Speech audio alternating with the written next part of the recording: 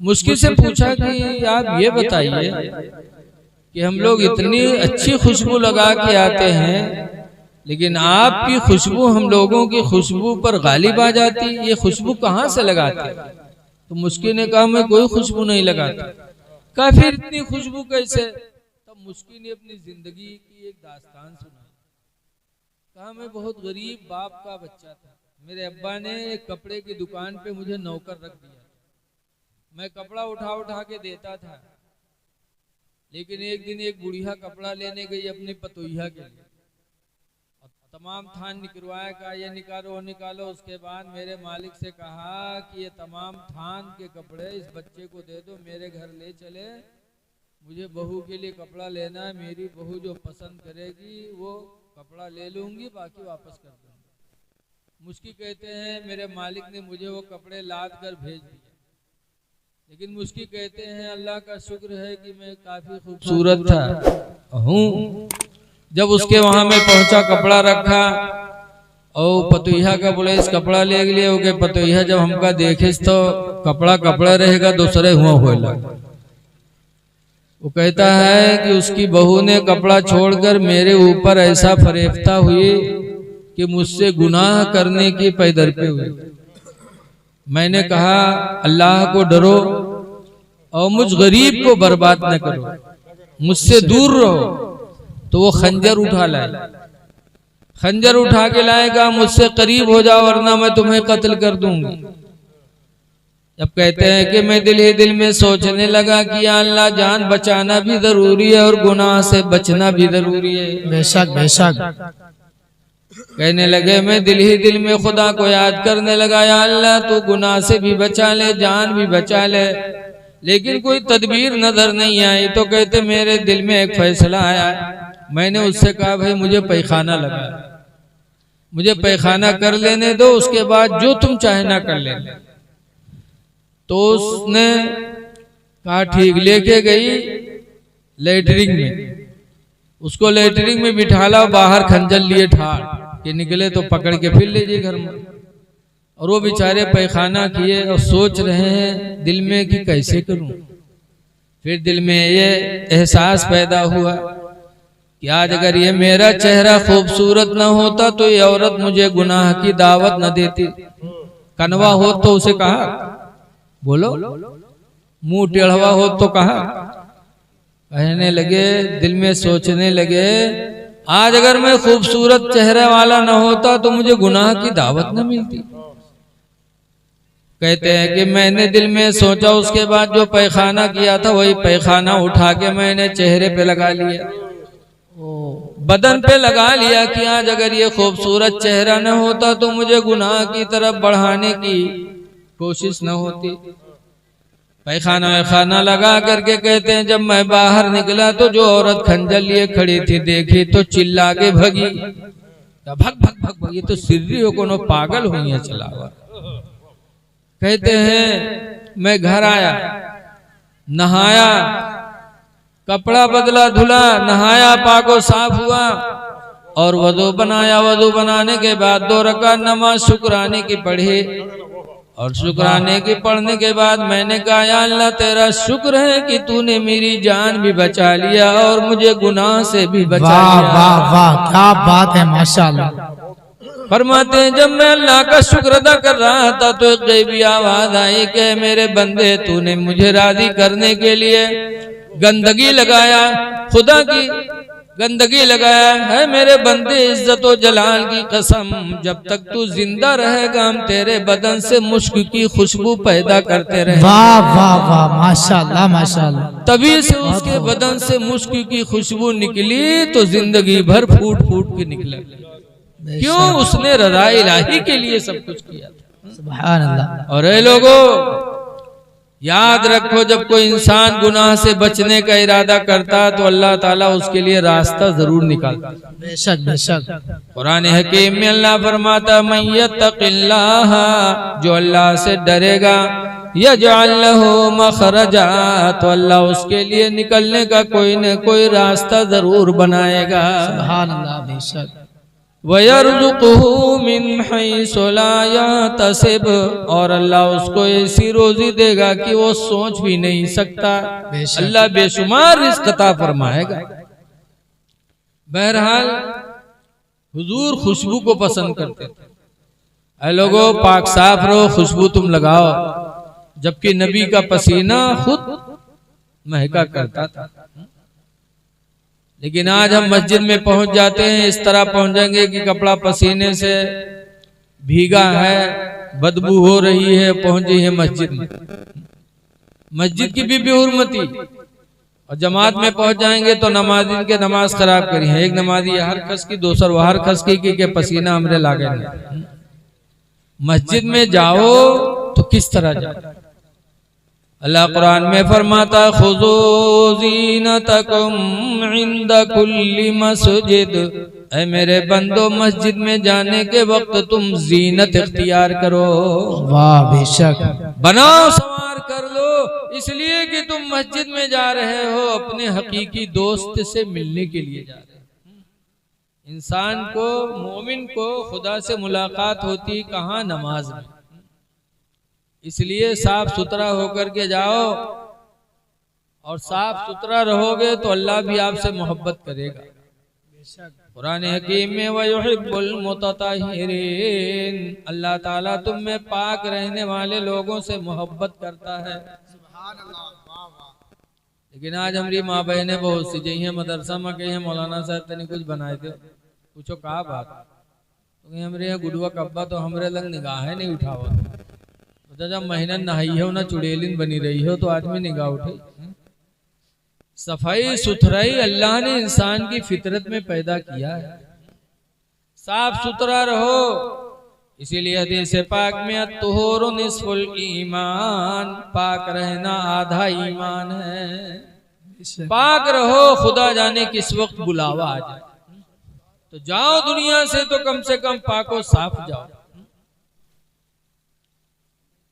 हुजूर मुफ्ती नानपारा अली रामा कहा करते थे, हमेशा के लिए रहना नहीं सुधार फानी में, हमेशा के लिए रहना नहीं इस दार फानी में।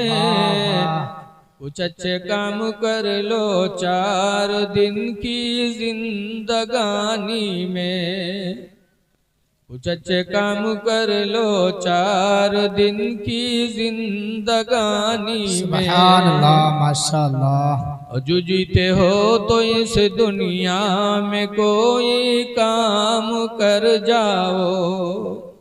ए भैया, कहाँ चाय लिया? स्टेज पर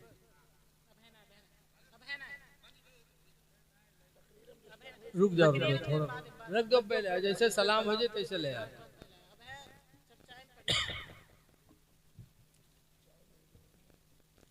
जो जीते हो तो इस दुनिया में कोई काम कर जाओ। वाह वाह, बेशक। जो जीते हो तो इस दुनिया में कोई काम कर जाओ।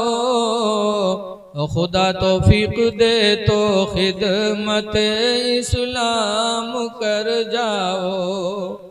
खुदा तौफीक दे तो खिदमत इस्लाम कर जाओ। बहुत खूब हज़रत।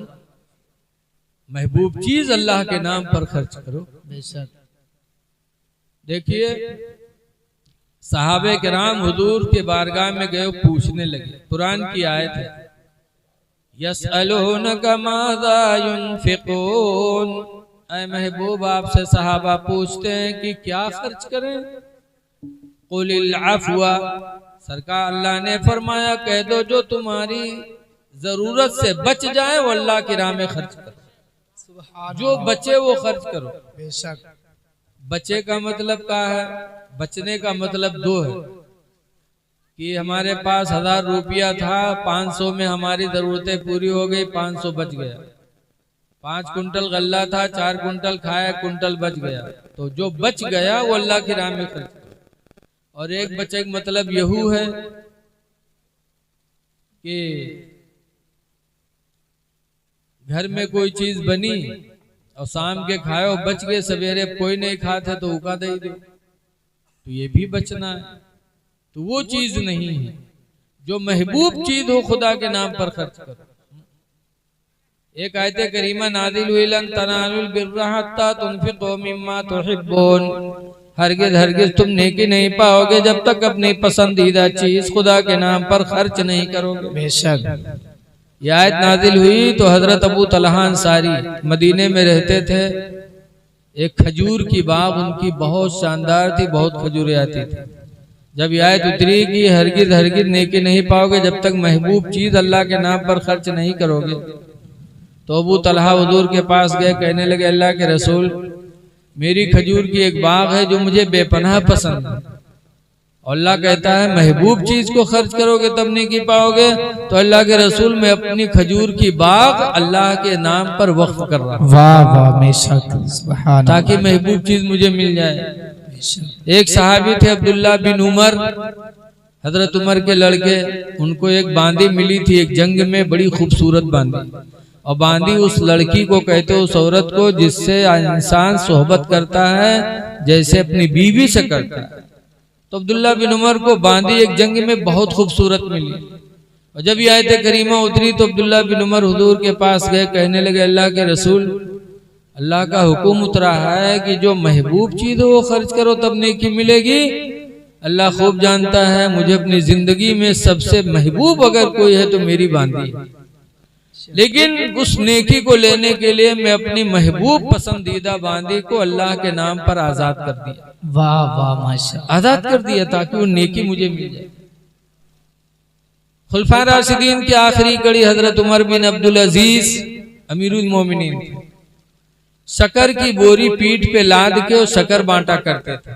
लोगों ने कहा, ऐ उमर बिन अब्दुल अजीज, आपके पास तो दिरहम भी है, दीनार भी है, यानी चांदी का भी रुपया, सोने का भी रुपया, आप सोना चांदी नहीं बांटते, शक्कर बांटते हैं। तो हजरत उमर बिन अब्दुल अजीज ने कहा, मुझे शक्कर पसंद है, मुझे खाने पीने वाली चीजों में सबसे पसंद मुझे शक्कर है, और अल्लाह ने फरमाया कि जो पसंद हो उसको जब खर्च करोगे तो अल्लाह नेकी देगा, तो इसलिए मैं बोरी पीठ पर लाद कर अल्लाह के बंदों को शक्कर बांटता रहता। सुभान अल्लाह माशाअल्लाह। ये सहाबा थे जो नेकी कमाने के लिए आगे बढ़ते थे। और आज हमार तुम्हार का हाल है, जौन धान खराब होगा वो ले जाओ मस्जिद में दहसीरी दयाओ, जो गेहूं मरीगा हो वो ले जाओ 10-15 किलो मस्जिद में यह दयाओ, मरा मरा गेहूं। जैसे कि एक मौली साहब थे, एक मस्जिद में इमामत करते थे, पूरा गांव मौली साहब के तनख्वाह दे, पूरा गांव तवाजा ले, रमजान आवे तो सब अफ्तारी पठवाए। एक घर गांव में ऐसा रहा है जो इमाम के न कभू तवाजा ना दहसेरी ना अफ्तारी तक पूछे। मौलवी जान के कि गांव में अगर कोनो दुश्मन हमारे तो फलानवा। अल्लाह मर्जी एक दिन मौलवी नमाज सिर पढ़ाए, आंगन में टहरत रहे, तो वही घर से जौने घर से कभू कुछ नहीं आवा रहा, वही घर से मिट्टी के कूंडा सर पर रखे छोटा बच्चा कागज से ढके और मस्जिद की तरफ चला। कूंडा तो आप जानते हो मस्जिद के मिट्टी का बड़ा प्याला। जब लेके आवा मौलवी देखें तो बहुत खुश, सोचिन आज है मालूम कुछ के अंदर। उठाई रखें, पलथी मार के मौलवी बैठे, जब कागज हटाएं तो देखें पूरा कूंडा खीर से भरा। तो मौलवी चौंके, कहीं हाय अल्लाह कभू अफ्तारी तक नहीं आई के घर से, आज पूरा कूंडा खीर से भर के पठे से। तो कहे लगे आयरे तोरे अम्मा का अगर खीर पठवे रहा है तो कोनो पियाली में पठे दी हो, कोनो प्लेट में पठे दी होती, पूरा कूंडा भर के कहे पठे इसरे काम भैंसा वैसा हुई कार्य। तो छोट लड़का रहा है, वो बहाना तो बताए नहीं पे, सच बोली बोला, कहीं मौली साहब ऐसा है कि हमारा अम्मा खीर बना के रखी न चली गई पानी ले, अत्ते में यहाँ कुतौआ आवा मुँह डार के खाए लाग। तो अब्बा लाठी लेके अम्मा मारे दो रे, कहीं ना रे खीर कुत्ता झूठ गई दी सी का हुई रे। तो कहीं रे घबराओ ना मस्जिद में पठे दे मौलवी खाए ले। जब मौलवी सुनी तो उठाए के कूंडा फेंकी, कहीं ला हौल वला कुव्वता इल्ला बिल्लाह, ला हौल वला कुव्वता इल्ला बिल्लाह। अति जोर से मौलवी ला हौल पढ़िन के लड़कवा डराए के रोवे लग। जब रोवे लग तो मौलवी डांटा था, फिर रोता क्यों है? लड़का कहते हैं मौली साहब कूंडा फोड़ डाले हो, यही कूंडा में हमारा अम्मा कूड़ा फेंकत रहा है, किमा कूड़ा फेंकी है मौली साहब। तब मौलवी अपन खोपड़ी पीटे लगे, कहीं हाय अल्लाह खीर मिली तो कुत्तक झूठ, वह ऐसे बर्तन में जमा कूड़ा फेंका जाता है। ऐ लोगों, अच्छी चीज खुदा के नाम पर खिलाओ। भिखारी आए तो अच्छी चीज उसको खाने को दो, ये नहीं कि 10 केला धरे हुए जो सड़ गया होगा पकड़ाई दे। अच्छे खाओ ना, जो तुम्हें महबूब हो, कुरान कहता है वो अल्लाह के नाम पर खर्च करोगे तब तुमको नेकी मिलेगी। तो हम 4 दिन की जिंदगी में इस चीज को ध्यान दें। नंबर 1 पर हुजूर को खुशबू पसंद है, और दूसरे नंबर पर हुजूर फरमाते वन्निसा, और मनकूहा औरत मुझे पसंद है। निकाह में मनकूहा औरत देखे हो? मनकूहा औरत हुजूर को पसंद है। मनकूहा किसको कहते हैं? जिससे निकाह हो जाए वो औरत उसकी मनकूहा कही जाती है। हुजूर की सुन्नत है मनकूहा औरत से प्यार करना। लिहाजा लोगों, अपने निकाह में जो बीवी आ जाए उससे प्यार करो और उसको सारी औरतों से खूबसूरत समझो। ये नबी की सुन्नत है। लेकिन आज देखा जाता है कि मेहरवत यही है तो दूसरे मेहरवत तारीफ करें। अगर कहूँ दूसरे मर्द कर कह दे तब तुम तो दूसरे मेहरवत तारीफ करो, बहुत अच्छी है, ऐसा वैसा। अगर वो कह दे कि हमका फलानवा आदमी बहुत बढ़िया लागत है, तब तुम कहा कही हो लतियो के जा हुए रहो। इस्लामी हुक्म है कि बीवी के सामने पहुंचो तो बीवी की तारीफ करो कि तुम्हारे जैसा कोई नहीं। तुम जब से मेरे घर में आई हो मेरे घर में बहारें पैदा हो गई। मेरा घर मिसले जन्नत बना हुआ है। तुम्हारे खाने में तो वो जायका है कि खा लो तो पूरा दिन हाथ चाटा करो। इस तरह से जब तारीफ करोगे तो अगर 2 घंटा काम करत हो तो 12 घंटा काम करिए, करेगी ना करेगी। तारीफ करो। नबी फरमाते हैं कि मनकूहा औरत मुझे पसंद है। उसके अंदर ऐब न देखो, उसकी बुराइयों पे पर्दा डालो। नबी करीम की जिंदगी को नजरों के सामने रखो। हुजूर के निकाह में 11 बीवियां थी, 11, और सबसे ज्यादा बुढ़िया उसमें कौन थी? हजरत सौदा, बहुत बुढ़िया थी। एक दिन किसी ने जाके कह दिया सौदा रसूलुल्लाह ने तुम्हें तलाक दे दिया। सौदा का सुनना था कि चीख निकली, रो पड़ी। इतने में हुजूर पहुंच गए। पूछा सौदा रो रही हो? अल्लाह के रसूल कौन सी गलती हो गई कि आपने मुझे तलाक दे दिया? कहा किसने कहा सौदा? मैंने तो नहीं दिया। जब इतना कहा तो सौदा की